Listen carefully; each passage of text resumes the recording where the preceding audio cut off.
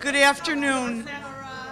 I'm Roanne DeStito. I'm Commissioner of the Office of General Services. I joined this great administration approximately 7 years ago after serving in the New York State Assembly. I just want to introduce some very dynamic women from the legislature and one man that is here. Joining us today. That's right. Joining us today is Leader Stuart Cousins, Assemblymember People Stokes, Assemblymember Donna Lepardo, Assemblymember Seawright, Assemblymember Heineman, Assemblymember Walker, Assemblymember Wright, Assemblymember Bichot, Assemblymember Pellegrino, Assemblymember Crouch, Cliff, Assemblymember Barrett, Assemblymember Jean-Pierre, and of course, joining us, and as she always does, is the Mayor of the City of Albany, Mayor Sheehan. And did Pat Fahey walk in? Yes, I thought I saw her. Pat Fahey is joining us also. It's my pleasure and my honor to talk about someone and bring her to the podium is Lieutenant Governor Kathy Hochul. She's been a lifelong advocate for women and families across the state, fighting tirelessly for equal rights and opportunity for success. The Lieutenant Governor has worked at all levels of government, from town board to Congress, where she represented the New York's 26th Congressional District. She has championed campaigns for many of the governor's signature legislative priorities, from Enough is Enough sexual assault prevention program to making college more affordable, to passing paid family leave, and she prioritizes being the governor's eyes and ears on the ground as she visits 62 counties, all of them, every year. In addition, she chairs the New York State Women's Suffrage Commission, and the commission is celebrating the centennial of women gaining the right to vote and highlights the central role of New Yorkers and New York State in this milestone, while also helping shape the future to ensure a more just and equitable society for all. I feel very honored to serve on the Women's Commission with Lieutenant Governor Hochul. Early on, the Lieutenant Governor joined her mother and aunt in establishing the Kathleen Mary House in 2006, a transitional home for victims of domestic violence. Ladies and gentlemen, please join me in welcoming to the podium the 77th Lieutenant Governor of New York State, Kathy Hochul. My pleasure.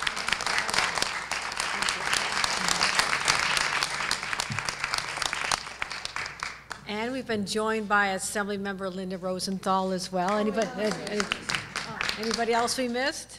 Did we miss anybody? Okay, don't want to miss our friends here.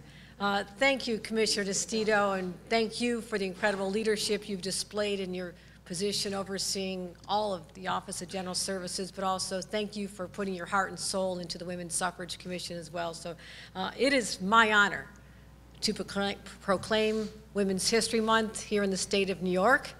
I like to think that we're making our own history. Are we not, ladies? Are we making some history here?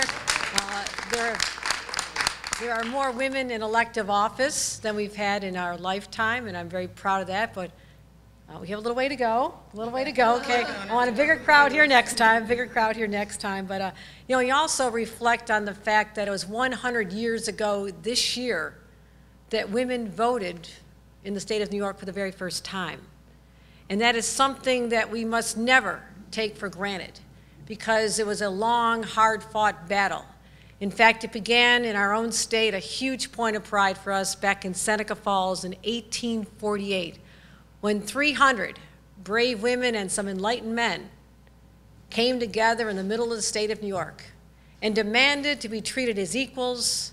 And if you've ever read the words of the Declaration of Sentiments inscribed in granite in that national park in Seneca Falls, you can feel the anger and the frustration that was felt by those women. And that led to a 70-year march that culminated in 1917 with men voting to give women the right to vote, and in 1918, the very first votes were cast. And we're very proud to have that piece of history here in our state capitol as we announce a new exhibit called 1918, A New Day for Women.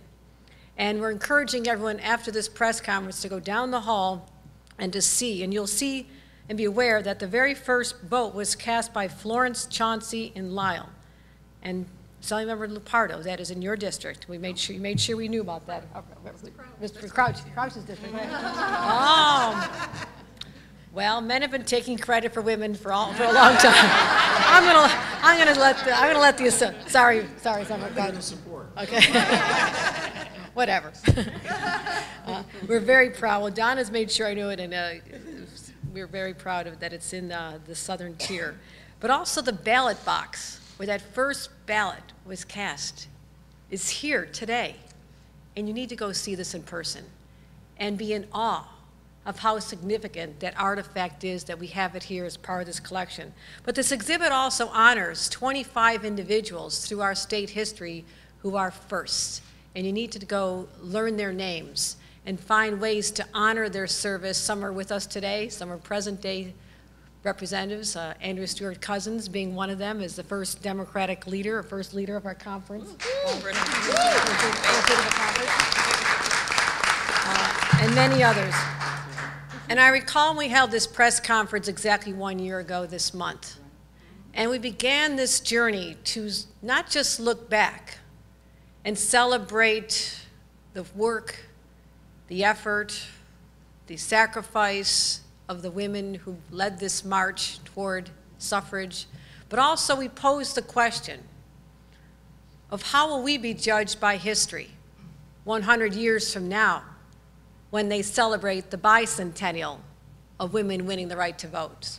And this is something that I've struggled with, I've been troubled by, and questioning how will we measure up compared to how brave and audacious these individuals were who went against the tides of their time. And they took to the streets and they marched, and they were ostracized by their communities, their churches, and sometimes their families, and they never, ever gave up. How do we measure up? Well, at the beginning of this celebration a year ago, I didn't have that answer. But as 2017 came to a close, and I heard the voices in a social media movement known as Me Too, where women finally felt empowered to come out of the shadows and tell their stories and call out the men who have put them down through their careers. And we finally said, time's up, and it's over.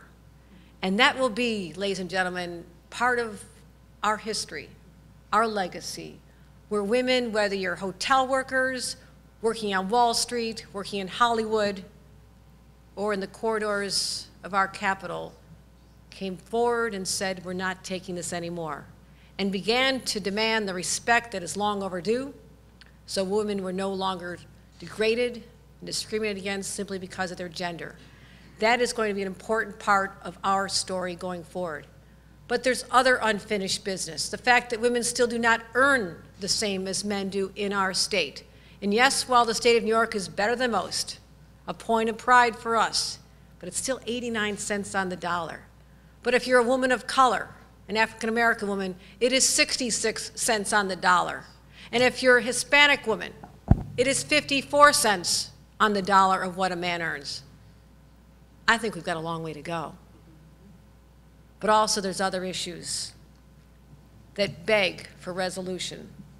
Ending sexual harassment, passing the ERA, codifying Roe v. Wade, a comprehensive contraception coverage act, and ensuring that girls, young girls, learn how to have healthy relationships and also have access to opportunities like STEM jobs so they can have financial independence. We have so much more on our plate. But I feel really good that with a governor who has embraced these issues and led hard into these issues, and a legislature of enlightened individuals, we will continue to make progress.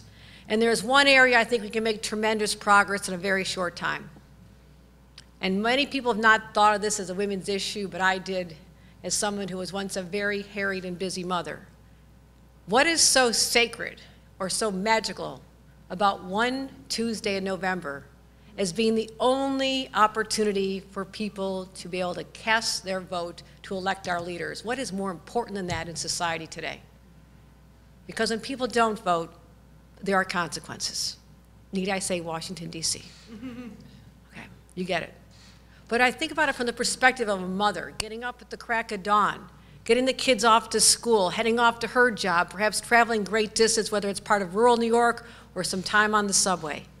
Goes to their job, comes home, takes care of the kids, maybe has to go visit her parents, maybe they're in a nursing home, has to maybe take some extra courses herself at night to better herself. Maybe she's going to a second or third job, and all of a sudden, it's after 9 o'clock on that one Tuesday in November, and she missed that opportunity as much as she wanted to.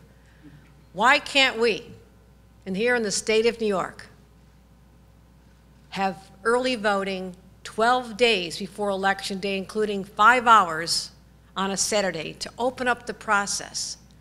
The governor and I believe this can and should be done, because New York right now is only one of 13 states that does not allow for some access to early voting. And that's simply wrong. And that may account for the fact that we are embarrassed to say that New York State, depending on the election, ranks either 47th or 42nd in terms of voter participation. To honor the brave suffragettes from a century ago, I think we can change that. And I believe that the people standing behind me have the drive, the passion, and the ability to make this happen. So let's stand together, celebrate how far we've come, be aware of how far we have to go, but know that we can make a difference today in 2018. Thank you very much.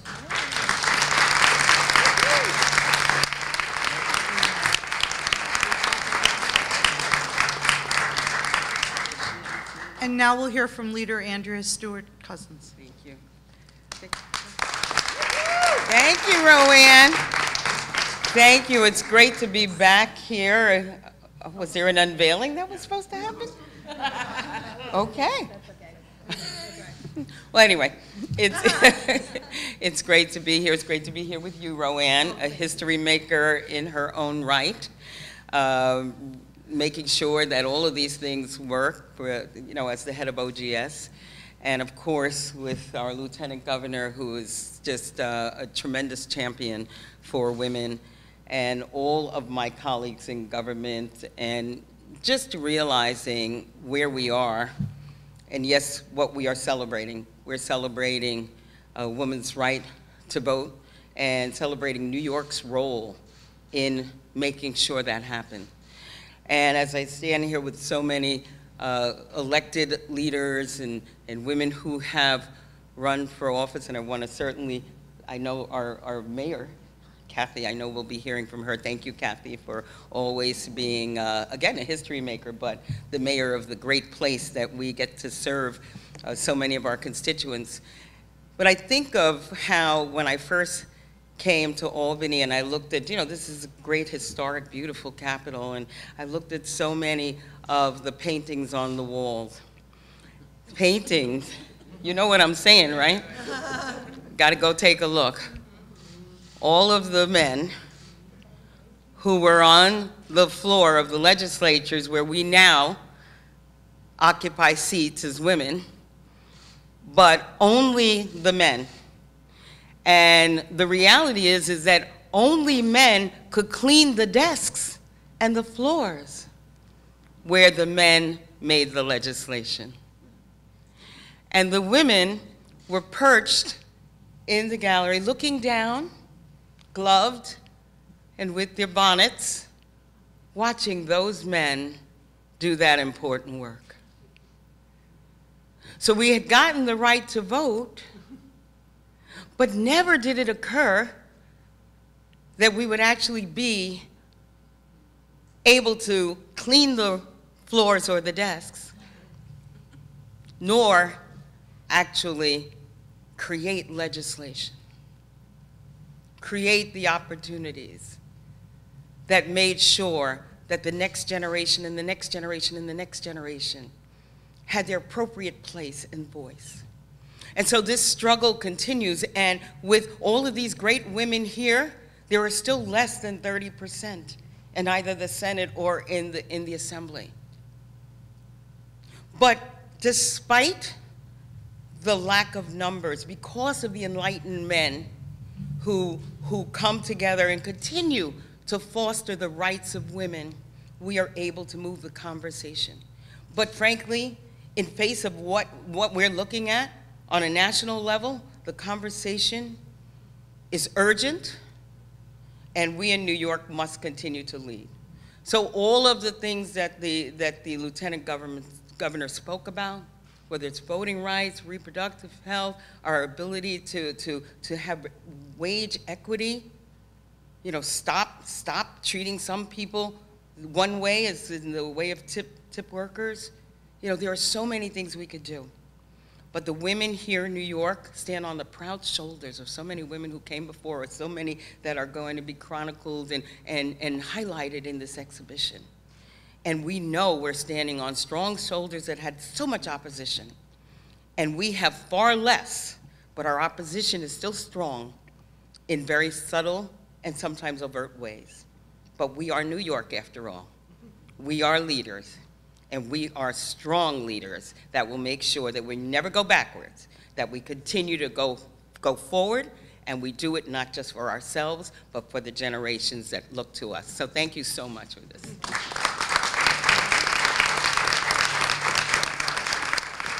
Thank you very much. I also want to just welcome Member of Assembly Deborah Glick, and Ellen Jaffe joined us, and Linda Rosenthal. I know she's been talked about. In good ways. Yes, very good ways. I would like to ask Member of Assembly Crystal People-Stokes to join us. Thank you. Good afternoon to you all. This is a great opportunity to say that, you know, what women do for this country, for this state right now, what women have done for the state and this country in the past is clearly worth more than a month. And so while we are right now here celebrating Women's History Month, I'm going to suggest to you that this is a history that needs to be celebrated 365 days of the year. Nothing happens in our communities without women.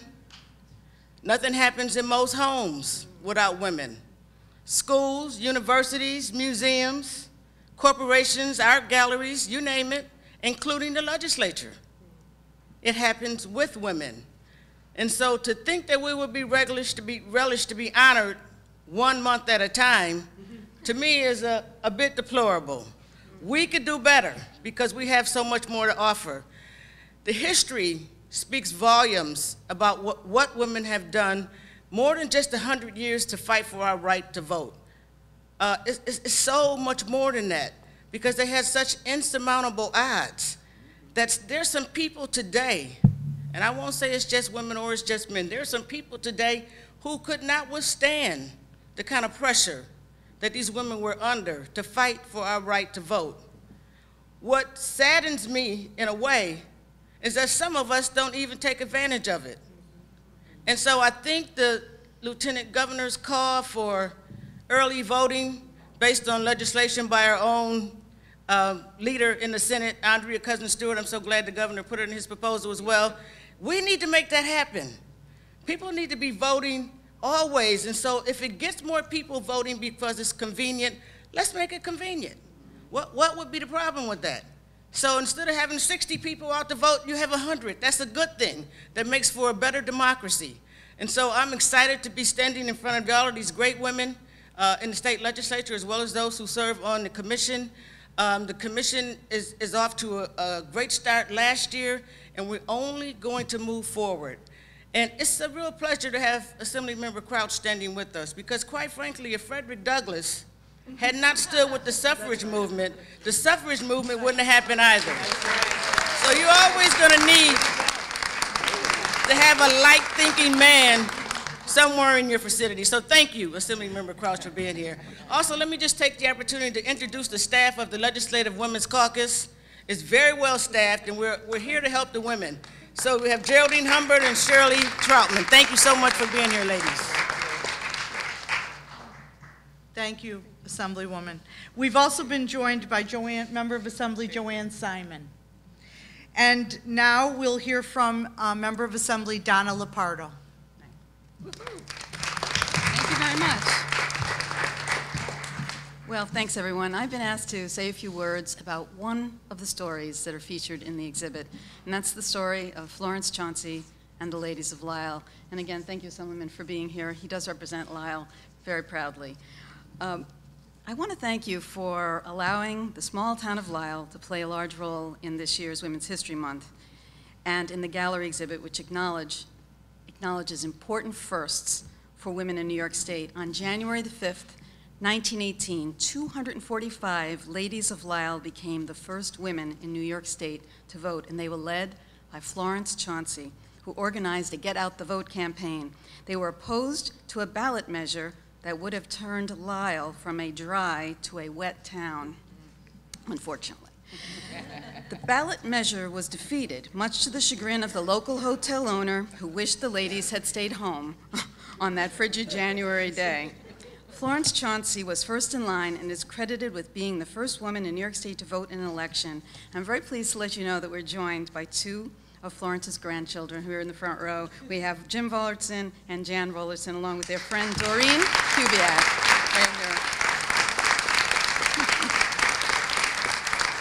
here. I'd also like to acknowledge Roger Luther, Executive Director of the Preservation Association, along with his wife Kathy, who played a pivotal role in researching and uncovering this and so many other important stories. Roger, thank you very much. And finally, I'd like to recognize Joan Dionhart, who's sitting in front. She's the daughter of Francis Patrick Mee, who distributed the ballots that day. Yay. And that's right. And Joan loaned us a framed collage that you'll see of photos from the Syracuse Post-Standard that's part of the exhibit. And she's here with her daughter, Mary Kelly, and grandchildren, John and Connor Kelly. So thank you very much, folks, for being here. We really appreciate it. Just a few other words. In addition to the newspaper at the exhibit, you'll be seeing the original polling box that was used on that day that we found in the DPW garage in the corner, and no one really realized what they had there. And it's an important archival element. When we were getting ready to celebrate the January 5th anniversary, we just said, gee, too bad the box isn't available. And the mayor said, actually, I think in the DPW garage. We have this box in the back, and that's how we wound up having it here today. And you're also going to see the historic marker that we're going to be installing on June 1st. It was too cold to get it in the ground, so they borrowed it to bring it up, so you'll be able to see that as well. I want to thank the Commission for helping pay for that sign. I'd also like to thank John Howard, who first heard about our discovery of the polling box, and to all who helped out together with this recognition. I'd like you to just hear a few sentences of Florence Chauncey's remarks as the polling place was closing that day. She said, "Personally, I'm very proud of the distinction of being the first woman to cast a vote in an election in this state. It means much to me because I have desired the privilege and I have longed for the chance to register my protest against the sale of liquor." All right, we'll move on. And then she wraps up by saying, "I know all former suffragists, now new citizens, feel just as jubilant as I do. I prize my privilege most because it is a privilege shared by all my sisters in the state." Thank you very much on behalf of Lisle and all of the people of Broome County. Thank you.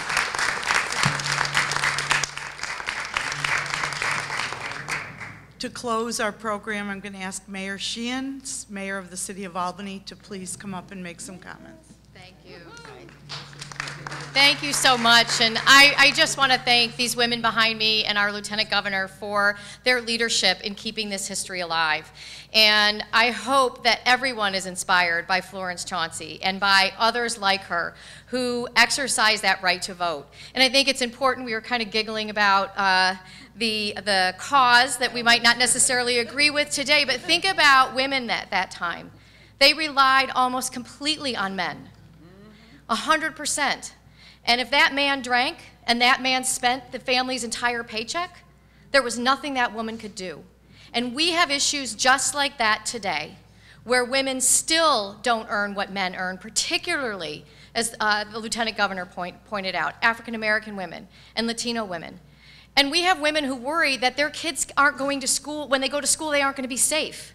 And there are families that are really worried about what's going to happen with their children who were brought here as immigrants and who have only ever lived in this country. And I'm not necessarily suggesting where you are on either or any of those issues, but those are issues that matter to women and matter to our families. And so I hope that in 2018, in honor of this 100 years, we can count on every woman in this state who is eligible to vote to get out there and vote. And if we take that on passionately as leaders, I think that we can see a huge turnout and a huge demonstration that here we are 100 years later, and this is more important than it ever has been before. And I hope we're all inspired by that, as I am inspired by these amazing women behind me. Thank you.